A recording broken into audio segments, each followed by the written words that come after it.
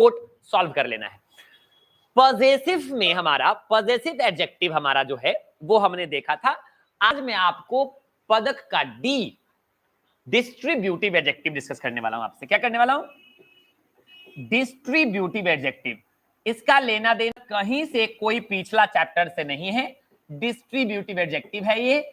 और समझिए D students कि ये क्या होता है, इसका जरूरत हमारे स्पोकन में, हमारे कम्युनिकेशन में कब पड़ता है, कैसे पड़ता है, ये समझने की जरूरत है। तो ध्यान रखना है डी स्टूडेंट्स कि डिस्ट्रीब्यूटिव एडजेक्टिव क्या होता है। डिस्ट्रीब्यूटिव वर्ड बना है डिस्ट्रीब्यूशन से। किससे बना है? डिस्ट्रीब्यूशन से। डिस्ट्रीब्यूशन का मतलब रौनित होता है बंटवारा। क्या होता है? बंटवारा। यानी कि किसी का बंटवारा, चीजों का बंटवारा नहीं। हैंड डाउन रौनित, हाथ नीचे। नहीं, चीजों का बंटवारा नहीं, काम का बंटवारा, एक्शन का बंटवारा, दायित्व का बंटवारा, जिम्मेदारियों का बंटवारा। कोई भी बात जब आपके बारे में मैं करूंगा ना तो बराबर बराबर करूंगा। ये काम हमें सिखाता है डिस्ट्रीब्यूटिव एडजेक्टिव। ये जितनों के बारे में बात करेगा ना तो बराबर बराबर बात करेगा बेटा। कैसे बात करेगा पूजा? बराबर बराबर, इक्वल डिस्ट्रीब्यूशन बताता है। कोई यहां से जाने के बाद आज आपसे पूछ दे आलोक नहीं कि व्हाट इज डिस्ट्रीब्यूटिव एडजेक्टिव, तो आप उसे कह पाओ, समझा पाओ, उसके लिए मैं बता रहा हूं इट शोज इक्वल डिस्ट्रीब्यूशन। ये क्या शो करता है? Equal distribution. यानी ये जितनों के बारे में बात करेगा बराबर बराबर बात करेगा, किसी में भेदभाव नहीं करता, पार्शियलिटी नहीं करता। नहीं, क्या होता है ये, कैसे इसको यूज करते हैं, हमारे कम्युनिकेशन में इसका यूज क्या है, डिस्टेंस इसका, ये स्पोकन में इसका इस्तेमाल क्या है, ये हम बात करेंगे आपके साथ अभी। नहीं, ध्यान से सुनिएगा distance. There are four डिस्ट्रीब्यूटिव्स।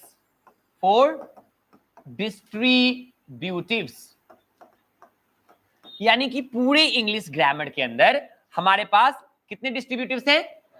4 distributive है बेटा। पहला इच, क्या? इच। दूसरा एवरी। तीसरा ईदर। और अंतिम चौथा नीदर। आप ईदर को आइदर बुला सकते हो, नीदर को नाइदर भी बुला सकते हो, मुझे कोई आपत्ति नहीं। ब्रिटिश और अमेरिकन एक्सेंट का प्रॉब्लम है।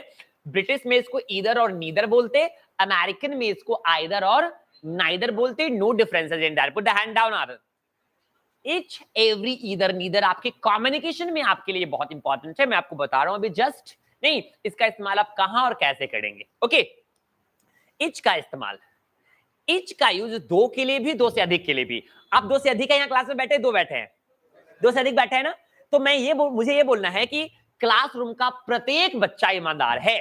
क्लासरूम का प्रत्येक बच्चा ईमानदार है, तो मैं बोलूंगा each student is laborious. Each student is laborious. मगर ये जानने से पहले एक नोट पढ़िए बेटा, क्योंकि जैसे ही ईच और एवरी की बात होती है तो बच्चा ऐसे सोचता है कि सर एवरी का मतलब तो कर दिया तो प्लूरल हो गया, और प्लूरल हो गया तो वर्ब कैसा होना चाहिए? अभी हमने सिखाया अंदर में। नहीं, तो प्लूरल मतलब इज की आर, क्योंकि सबके बारे में बात कर दिया ना, तो हमने बोला every student of this class. Every student मतलब कितना स्टूडेंट?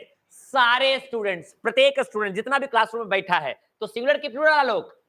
प्लूरल हो गया ना, तो एवरी स्टूडेंट इज की एवरी स्टूडेंट आर। ये हुआ गलत, ये सेंटेंस हुआ गलत। सोच समझ के गलती ऐसे करते हैं आप लोग। कंपटीशन में बैठेंगे, एग्जामिनेशन अच्छा जाएगा, रिजल्ट खराब होगा। देखिए रहस्य बता रहा हूं मैं आपको, आज तक बच्चों का एग्जामिनेशन खराब होता है, एग्जामिनेशन अच्छा जाता है और रिजल्ट खराब होता है।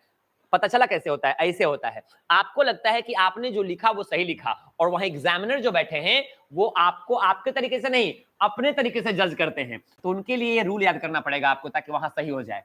It is singular, it is singular, it is singular and gets singular verb.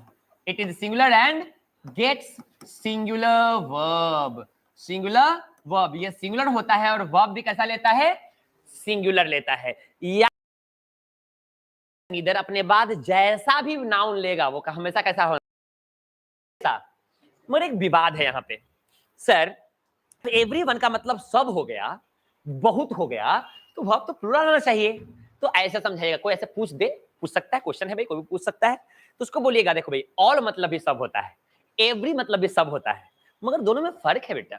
All मैं बोलूंगा ना ऑल स्टूडेंट्स आर ऑनेस्ट, या all students will meet me in the office after the class, सारे स्टूडेंट्स मेरे office में मेरे class के बाद मिलेंगे, तो all students will meet me in the office after the class का मतलब सारे बच्चा एक बार ऑफिस में घुस जाएगा, क्योंकि सब हमने ऑल बोला। मगर जब मैं बोलूंगा every student will meet me in the office after the class, तो सब लोग मिलेगा, बट कैसे मिलेगा, एक एक करके बारी बारी से मिलेगा, सब मिलेगा, बट कैसे मिलेगा, बारी बारी से। ये बात सबकी करता, बट अकेले अकेले करता है। कैसे करता है, अकेले अकेले इंडिविजुअली बोलता है, और इसीलिए इसे हमेशा क्या माना जाता है, सिंगुलर माना जाता है। समझा दीजिएगा किसी को कि आखिर एवरी का मतलब सब के बारे में बात होने के बावजूद भी ये सिंगुलर क्यों है, क्योंकि ये सबके बारे में बात तो सुमित करता है, बट कैसे करता है, अकेले अकेले, इंडिविजुअली, स्पेसिफिकली अकेले अकेले बात करता है। नहीं तो आप मुझे बताइए, ईच स्टूडेंट इज यार is laborious in the class, class का प्रत्येक बच्चा ईमानदार है, मेहनती है। नहीं, इज सिंगुलर क्यों है रोनित, आर क्यों नहीं लगना चाहिए, मैं बोलूं आर सिंगुलर है तो आप कैसे समझाएंगे मुझे, अजित कैसे समझाएंगे, मैं बोलूंगा कि आर सिंगुलर है, आप इज को सिंगुलर साबित कैसे करेंगे, अभी मैंने बताया है। इज सिंगुलर क्यों है, हाँ हाँ ये वाला याद रखना है, क्योंकि वर्ब है सर, ये क्या है, ये वर्ब है, और वर्ब में एस लगने से सिंगुलर बनता है रोनित। आप बाकी भुलाइएगा मत, आप बहुत जल्दी जल्दी भूल जा रहे हैं चीजों को, बहुत जल्दी जल्दी, कुछ देर तो रख लो बाबू, कुछ देर तो रख लो यार। नहीं चलिए अच्छी बात है, अब आपको मैं ये समझाता हूं, यहाँ आते हैं, यहाँ आते हैं, यहाँ आते हैं। ये समझने में दिक्कत है कि सर इच का यूज कहाँ करते हैं, एवरी का यूज कहाँ करते हैं, इधर का यूज कहाँ करते हैं, नीदर का यूज कहाँ करते हैं। हम तो पहले बताया है मैंने, एक बार फिर से आपसे डिस्कस करता हूँ। इच का यूज करते हैं फॉर टू और मोर देन टू, दो के लिए भी और दो से अधिक के लिए भी। किसके सेंस में, प्रत्येक के सेंस में। हिंदी क्या देगा ये, प्रत्येक। इजी है, कहीं भी यूज करो। हाँ, दो मेरे पास कलम है, मेरे पास कितने कलम है, दो, और मुझे बोलना है प्रत्येक अच्छा चलता है, तो क्या बोलूंगा, each pen is running well, each pen is running well, दोनों अच्छा चल रहा है, दोनों में से कोई भी चल रहा है, कोई दिक्कत नहीं है। हाँ, एवरी का इस्तेमाल यहां नहीं कर सकता, पता है क्यों, क्योंकि एवरी का इस्तेमाल हमेशा for more than two, for more than two. नहीं, आप सबके लिए मैं डिसीजन जो है किसका प्रयोग करूं, एवरी का प्रयोग करूं, इच का नहीं कर सकता, इच का भी कर सकता हूं, देखिए। नहीं, हाँ यदि कंफ्यूजन हो, जहां आपको कंफ्यूजन हो कि यहां इच लगना चाहिए एवरी, तो वहां क्या लगा दो, इच लगा दो, तो हमेशा सही, क्योंकि ये दोनों जगह सही हो जाएगा। एकदम बोरो प्लस है, क्या है, बोरो प्लस, मुंह फटे लगा लो, एरी फटे लगा लो, जहां इधर का प्रयोग कर देता है, one of two, one of two, one of two, one of two मतलब दो में से एक। आपके पास दो कलम है और किसी को बोलना है देखो भाई, ये दोनों दो कलम है मेरे पास, दोनों में से कोई एक अच्छा चलता है, दोनों में से कोई एक अच्छा चलता है। देखो भाई, दोनों में से मैंने बताया नहीं कौन अच्छा चलता है, मुझे नहीं पता, मगर मुझे ये पता है कि दोनों में से कोई एक, तो दोनों को चला के देख लो, अच्छा जो चलता है ले लो। तो क्या बोलना है वहां पे, either pen is running well, either pen is running well. दो बच्चे हैं, मुझे कहना है कि देखो भाई, दोनों में से कोई एक बोर्ड पे आके इस क्वेश्चन को बनाना है, तो क्या बोलूंगा, either a student can solve this question. अब मुझे डिसाइड नहीं करना कि आप बनाओगे कि आप दोनों मेरे लिए बराबर हो, मगर मुझे यहां जरूरत किसकी है, एक की। वो आप भी हो सकते हो, वो आप भी हो सकते हो। देखो, ये कभी भी पार्शियलिटी नहीं करता, डिस्ट्रीब्यूट प्रोनाउन अपनी इज्जत बचाए रखता है हमेशा, ये भेदभाव नहीं करता कि आप या आप, ये कहेगा either of you can come here and solve this question, यानी दोनों में से जिसको मन है आ जाइए, हमारे लिए दोनों बराबर है। नहीं, यानी भेदभाव नहीं है। और नीदर का मतलब none of two, none of two, बस दो से ज्यादा के बारे में बात ही नहीं करेगा ये, यानी कहेगा दो लड़के हैं और दोनों इस काम को नहीं कर सकते, तो कौन, neither can do this work. दो बच्चे हैं, दोनों इस जॉब के लिए फिट नहीं है, तो neither is fit for this job. हमेशा सिंगुलर वर्ब, हमेशा सिंगुलर वर्ब। कोई तकलीफ है इसमें, समझने में कोई तकलीफ, ईच एवरी इधर नीदर का प्रयोग कहां करेंगे, इसमें कोई तकलीफ। चलिए बेटा कॉपी करिए,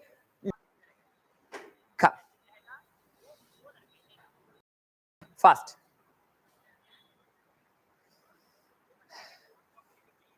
fast fast. Good morning Sunny Yaduvanshi, good morning ji. Why not coming to the class? Sunny offline class क्यों नहीं आ रहे हो आप? लास्ट क्लास भी नहीं आया था ना? व्हाई?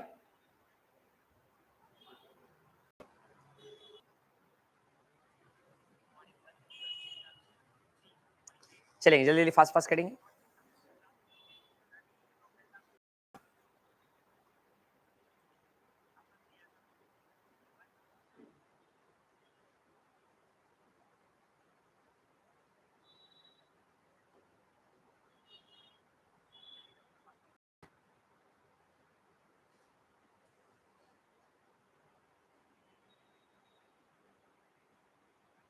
फास्ट फास्ट स्क्रॉल करूं?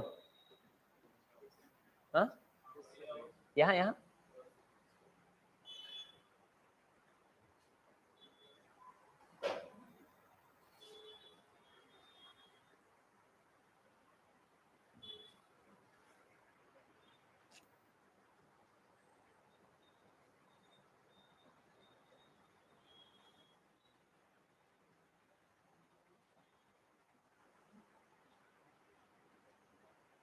कॉपी।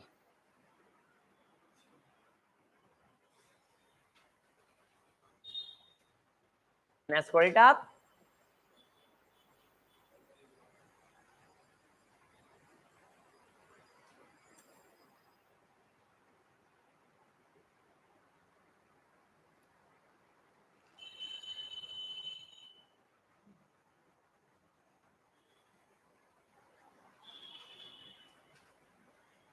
डन बाबू।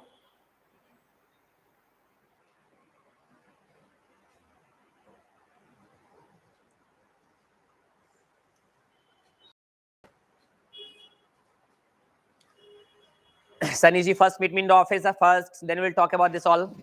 पहले आइए क्लास अपना ज्वाइन करिए, उसके बाद फिर इस सब चीजों के बारे में बात करते हैं, about science classes and all.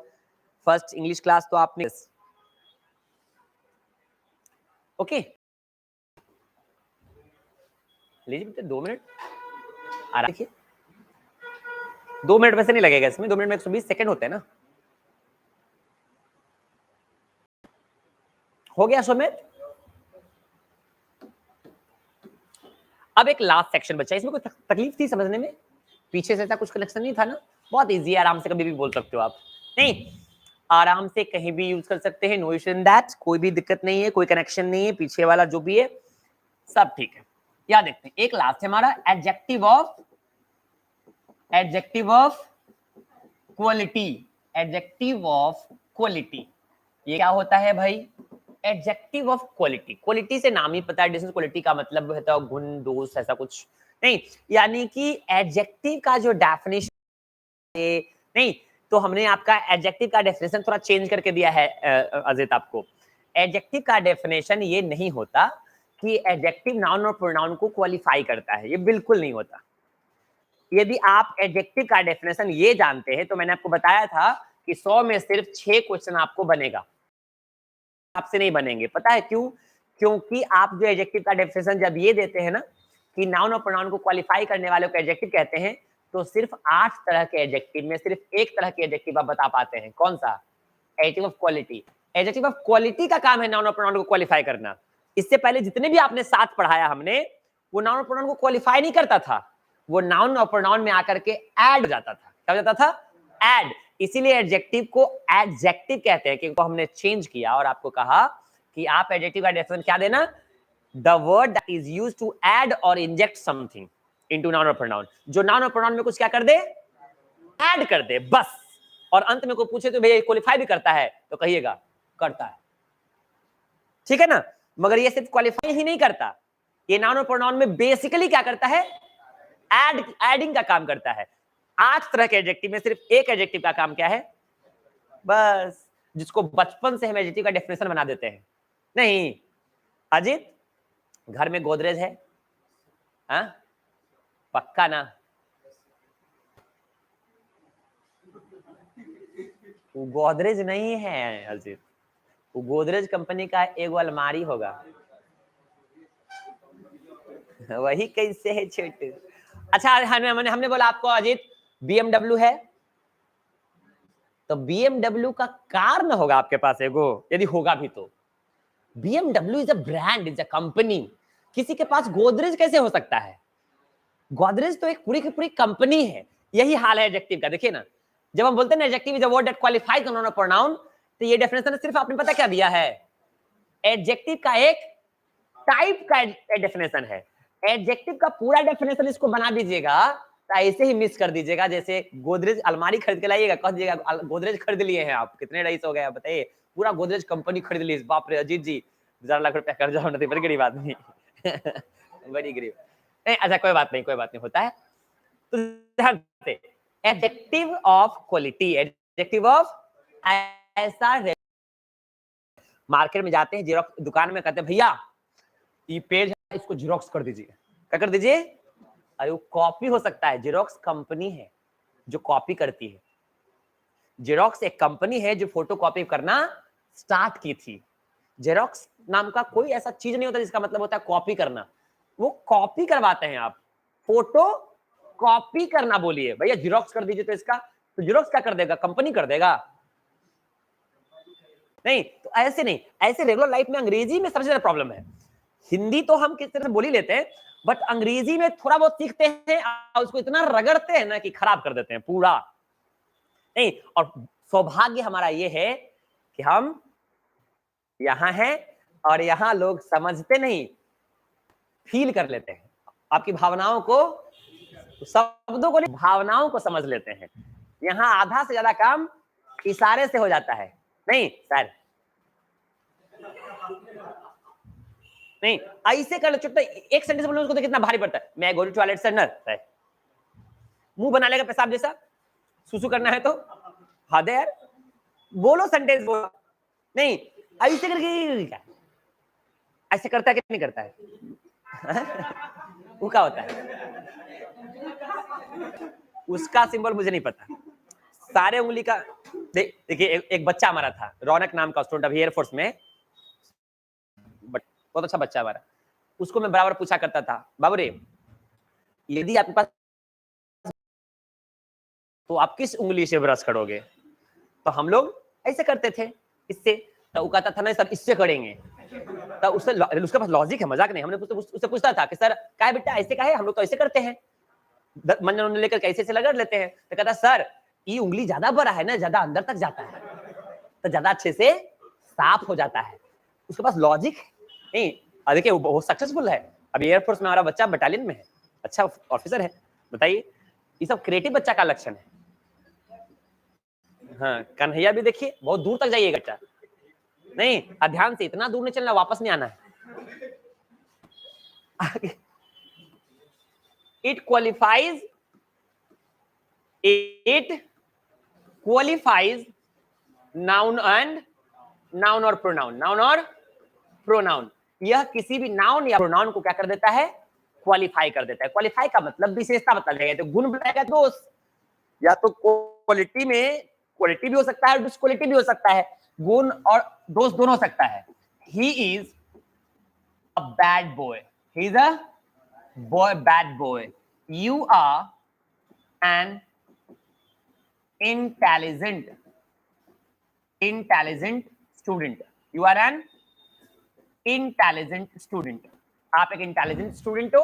तो देखो लड़का कैसा है, स्टूडेंट कैसा है, ये क्वालिफाइंग वर्ड है। क्या है ये? क्वालिफाइंग वर्ड है, इसलिए हम इसको क्या कहते हैं? एडजेक्टिव ऑफ क्वालिटी कहते हैं। एडजेक्टिव ऑफ क्वालिटी कहते हैं। किसी भी नाउन या प्रोनाउन के बगल में आएगा और इसको क्वालिफाई करने का काम करेगा, उसके बारे में कुछ अच्छी या बुरी बातें बता देगा, तो क्या हो जाएगा? Adjective of quality. बहुत इजी टॉपिक था, इसमें कोई टेंशन नहीं है, कॉपी करिए। इसके बाद मेन टॉपिक पे चलते हैं, यूज ऑफ एडजेक्टिव। जस्ट इसके बाद मैं स्टार्ट करूंगा यूजेस ऑफ एडजेक्टिव। कॉपी।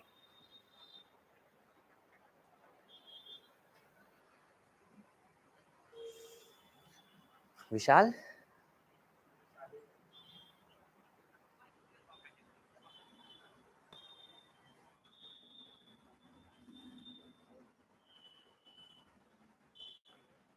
जल्दी।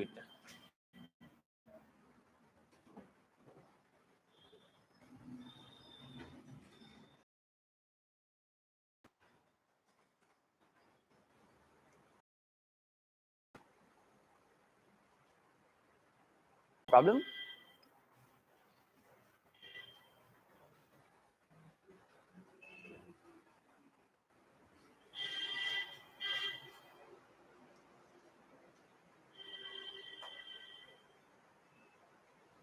Done? Now uses of adjective. देखिए पता है एडजेक्टिव आपके कम्युनिकेशन को लेकर के बहुत ज्यादा इंपॉर्टेंट चैप्टर हो जाती है, आपकी स्पोकन स्किल को इंप्रूव करती है, ये ग्रामेटिकल स्किल्स को इंप्रूव करने के लिए एक फायदेमंद है भी, क्योंकि एडजेक्टिव यदि आपने अच्छे से नहीं पढ़ा तो आने वाला डिग्री एक चैप्टर होती है, नाम सुना होगा आपने डिग्री, ये पूरा डिग्री को मैसअप कर देगा। यदि आपने एडजेक्टिव प्रॉपर नहीं पढ़ा तो डिग्री जो चैप्टर है वो पूरा मैस्ड अप हो जाएगा, नहीं समझ में आएगा, आपको अच्छे से नहीं समझ में आएगा। तो ध्यान रखना है, एडजेक्टिव प्रॉपर्ली अंडरस्टैंड करना है। यूजेस ऑफ एडजेक्टिव, यहां से आपके कंपटीशंस में क्वेश्चन बनेंगे। Uses of adjective, uses of adjective, किसी भी एडजेक्टिव का इस्तेमाल आप कैसे करते हो, कॉमन एरर कैसे बनेगा, क्वेश्चंस कैसे बनेंगे, ये सारी चीजें यहां से आप सीखेंगे। कौन सा एडजेक्टिव कहां पे यूज होता है और कैसे यूज होता है, ये सारी चीजें यहां से हम सीखेंगे। तो सबसे पहला पेयर जो होगी एडजेक्टिव का, जो मैं आपको बताने वाला हूं, वो है elder and older. Elder and older, नाम इससे पहले कई बार सुना होगा आपने। इल्डर का मतलब क्या होता है, ओल्डर का मतलब क्या होता है, रोनित क्या होता है? इल्डर मतलब और ओल्डर मतलब, वाह क्या बात बोला है, बात अलग है, गलत हो गया नहीं बोला तो बच्चा, चलिए अच्छी बात है, ऐसे नहीं बोलना है रोनित कभी आप किसी से। इल्डर का मतलब भी बड़ा होता है और ओल्डर का मतलब भी बड़ा ही होता है, ठीक है ना। बहुत लोग ओल्डर का मतलब बूढ़ा समझ लेते हैं, आप मत समझिएगा, नहीं, इल्डर का मतलब भी बड़ा और ओल्डर का मतलब भी बड़ा होता है। नहीं, यंगर मतलब छोटा होता है रोनित, नहीं, इल्डर मतलब बड़ा। तो आखिर सर इल्डर मतलब भी बड़ा, ओल्डर मतलब भी बड़ा, फर्क क्या है भाई बताया जाए। नहीं, कहां हम इल्डर का यूज करें आलोक और कहां ओल्डर का इस्तेमाल करें, this is very very vital question. अब मैं आपको समझाता हूं ध्यान से। बड़े लोग बहुत होते हैं, जैसे मैं आपसे बड़ा हूं उम्र में, आपके बड़े भैया होंगे, कोई आपके पापा होंगे आपसे बड़े होंगे, आपके अंकल होंगे आपसे बड़े होंगे, मार्केट में बहुत सारे ऐसे लोग होंगे होते हैं जो आपसे बड़े होते हैं। तो बड़े लोगों के लिए हमारे पास दो ऑप्शन है, ही मे बी इल्डर और ओल्डर। वो आपसे बड़े इल्डर हो सकते हैं या ओल्डर हो सकते हैं। तो कहां इल्डर लगना है पूजा, कहां ओल्डर लगना है? नहीं, आपके पापा आपसे बड़े हैं पूजा, पक्का नहीं? तो चलिए, आपके पापा आपसे इल्डर हुए कि ओल्डर हुए? इल्डर हुए। पता क्यों? कि तो आपने ऐसे ही बोल दिया, इल्डर पहले लिखा होता है इसलिए नहीं। तो क्यों, लॉजिक है, कोई रीजन है क्या?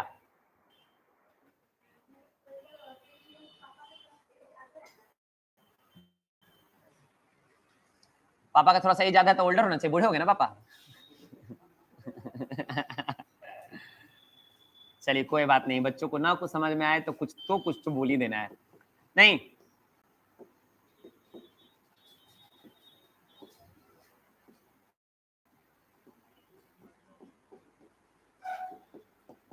सुनिएगा, आपके फैमिली में यदि आपसे कोई बड़े हैं, रियांसी, नहीं आपके फैमिली में आपसे बड़े मतलब आपके पापा बड़े, आपके बड़े भैया बड़े, नहीं, यानी कि आपका अपना कोई अजीत जी, कैसा कोई आपका अपना ब्लड रिलेशन हो या ना हो, बट आपका अपना हो, ऑब्वियसली ब्लड रिलेशन में होना चाहिए, दूर दराज का भी होना चाहिए, हमारा वाले मौसा नहीं, कोई भी आपके ब्लड रिलेशन में आना चाहिए दूर दराज से।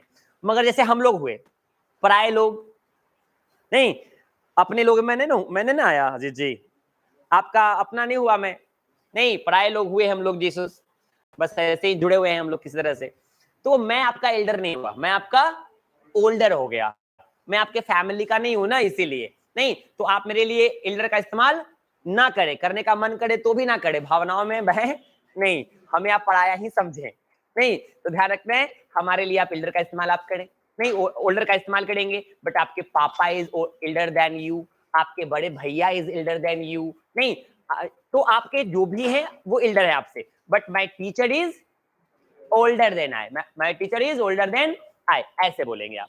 यानी कि यदि आपको बोलना है एल्डर का इस्तेमाल, तो माय ब्रदर, मेरे पास एक भाई है तो my brother is elder than I. Meena है, मीना, मी नहीं करना है, मी करेंगे तो सेंटेंस गलत हो जाएगा, लोगों को मी लगता है सुनने में अच्छा, आप मी मत करिएगा। My brother is elder than me, नहीं ओल्डर एल्डर देन आई, मी करोगे तो हो जाएगा दिक्कत, पता क्यों? क्योंकि सब्जेक्टिव केस की तुलना हमेशा सब्जेक्टिव केस से करते हैं। तुलना हमेशा औकात वालों के साथ होती है, बराबरी के साथ होती है। तो इधर सब्जेक्ट तो उधर भी कौन सा केस होना चाहिए? Subjective case. या हम ही कर दोगे तो क्या हो जाएगा? ऑब्जेक्टिव हो जाएगा ना, तो हो जाएगा गलत, एकदम कंप्लीट गलत हो जाएगा। Don't use that kind of things, this will be incorrect use of case. Case का गलत इस्तेमाल नहीं करना है। नहीं तो ध्यान से, मैं brother is elder than I, तुलना हमेशा बराबरी के साथ करे। वैसे हम लोग बहुत गंदा गंदा वाला तुलना कर देते हैं, हमारा शर्ट आपसे अच्छा है।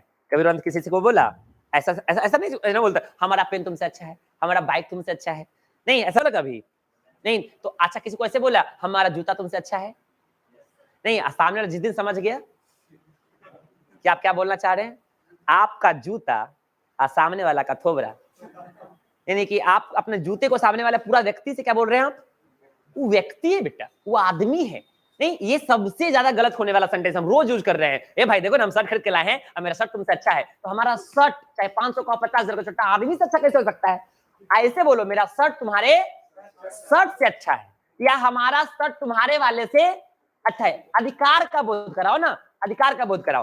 तो ध्यान रखना है, हम फट से उतना टाइम लेते नहीं, इतना बिजी रहते हैं हम लोग। मेरा शर्ट तुमसे अच्छा है, मेरा पैंट तुमसे अच्छा है, मतलब ये सब चीज तो चल भी जाएगा मान लीजिए। अब मेरा जूता तुमसे अच्छा है, बाप रे बाप, अब मेरा कुत्ता तुमसे अच्छा है, नहीं ऐसे बवाल। सामने वाला जब तक नहीं समझ रहा है तब तक सही है, जिस दिन की डिग्री में लेटा देगा नहीं, और उसके बाद मूड के हिसाब से। तो कहने का मेरा मतलब ये है, ध्यान से लीजिए, कहने का मेरा मतलब ये है कि आप तुलना हमेशा औकात वालों के साथ, बराबरी। इधर सब्जेक्टिव तो उधर सब्जेक्टिव, इधर ऑब्जेक्टिव तो उधर ऑब्जेक्टिव। नहीं, ध्यान रखना है। एक और बनाता हूं, मुकेश अंबानी, सुगा, मुकेश अंबानी नाम सुना है? Mukesh Ambani is dash than Anil Ambani. बोलिए क्या करिएगा? हाँ, इल्डर करिएगा, कोई दिक्कत? पूरी दुनिया जानती है दोनों क्या है, भाई है, तो इल्डर लगा दी। नहीं, नॉन पर्सनालिटी है ना, तो इल्डर लगा दी, कोई दिक्कत? चलिएगा, एक मिनट एक मिनट। लालू यादव, लालू यादव को जानते हैं? बहुत अच्छे आदमी। Lalu Yadav is dash then Nitish Kumar, Nitish Kumar in politics. Raj Kumar से क्या है? बड़े हैं, तो क्या है? ओल्डर है। क्या है? ओल्डर है, कोई दिक्कत? एल्डर ओल्डर का कोई तकलीफ?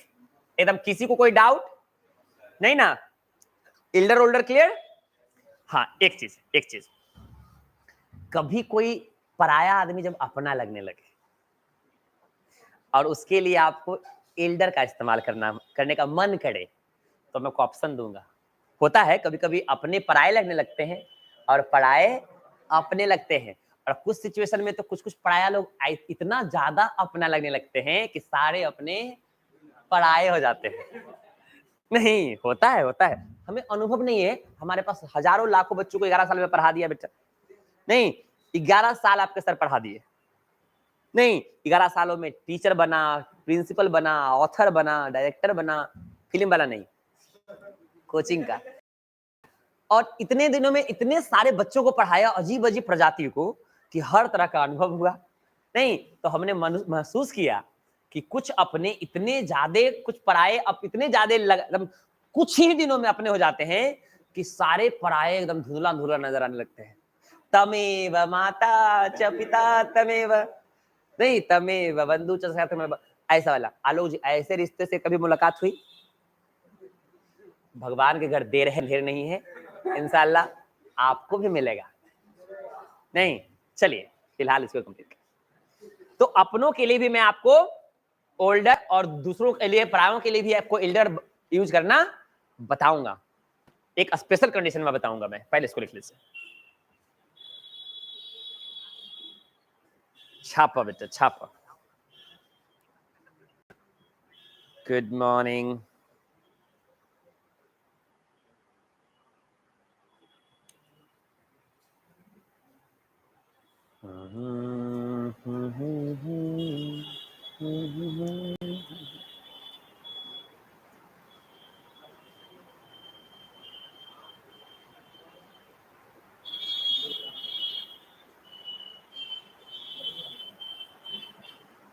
कोई दिक्कत?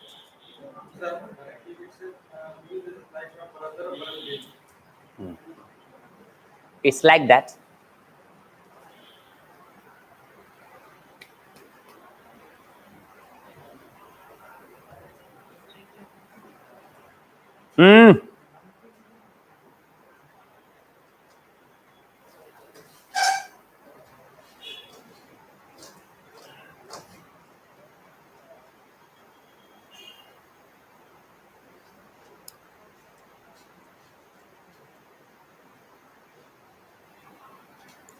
डन.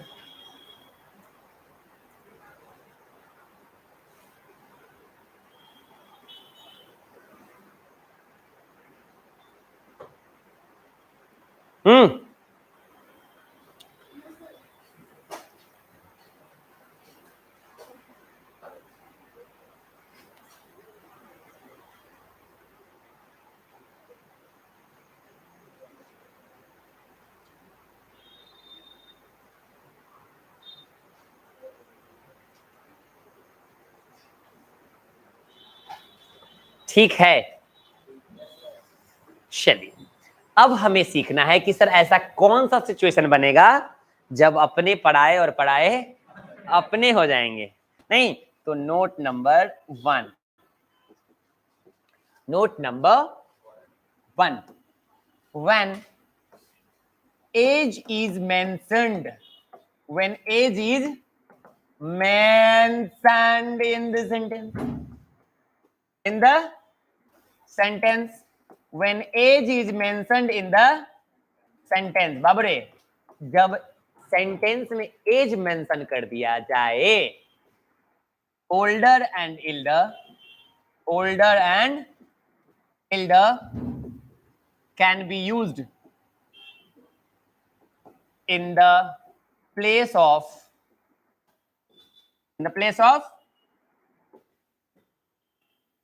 each other. समझ में आई बात?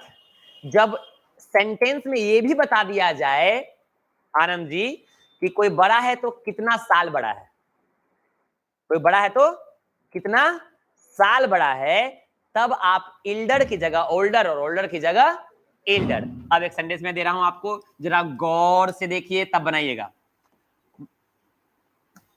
मुकेश अंबानी, छोटू, Mukesh Ambani is 5 years dash than Anil Ambani.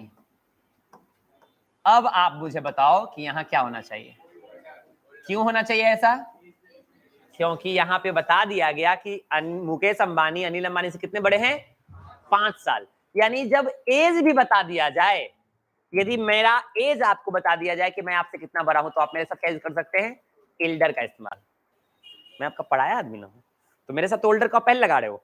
But अभी एज बता दिया, मेरे sir my teacher is 10 years dash than I, तो क्या बोलेंगे? Elder than I. 10 years elder than I, क्योंकि सर के लिए तो पहले से हम ओल्डर लगाएंगे, बट एज बता दिया जाए तो एल्डर लगाएंगे. समझ में आई बात? एकदम नई चीज, फ्रेश. जो नॉर्मल है उससे बियॉन्ड. जो नॉर्मल सीखा ना आपने इससे पहले, normal condition Elder for family